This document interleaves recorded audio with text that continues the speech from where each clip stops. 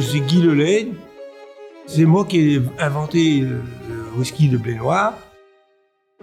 En 1995, on a fait une visite en Écosse.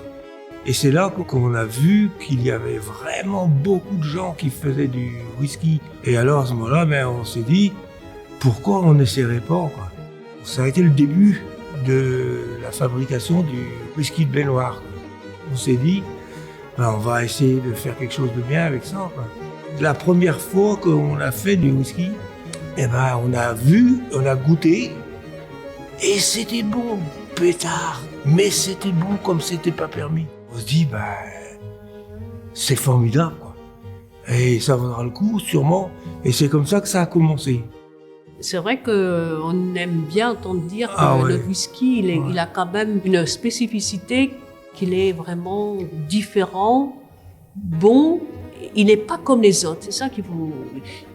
Il ne faut pas être comme les autres. En fin de compte, Guy, il a toujours voulu faire des choses que les autres n'avaient pas fait. Donc, c'est un créateur dans l'âme. C'est vrai, il a créé quand même l'idée de créer le pommeau, de mettre le lambic sur le marché. Ça, personne ne l'avait fait avant lui. Et surtout, bien sûr, créer le whisky. Et du whisky de blé noir, évidemment. Le blé noir, c'est la céréale de la Bretagne. Alors donc, comme je suis breton et depuis très longtemps, ça commence à compter quand même, j'ai pas voulu faire autre chose que les choses bretonnes.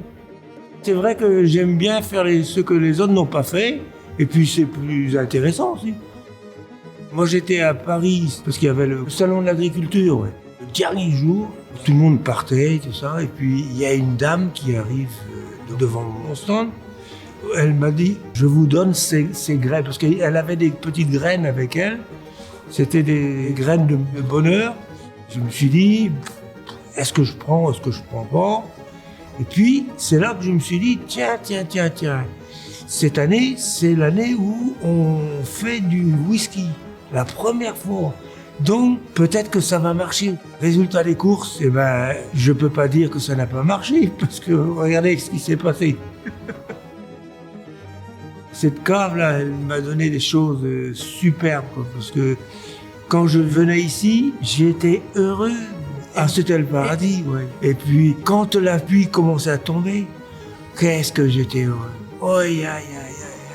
Je sais pas pourquoi, mais c'était comme ça. J'étais heureux quand j'étais ici. Vous pouvez pas vous imaginer. Tout seul, t'aurais réussi? Non, je pense pas.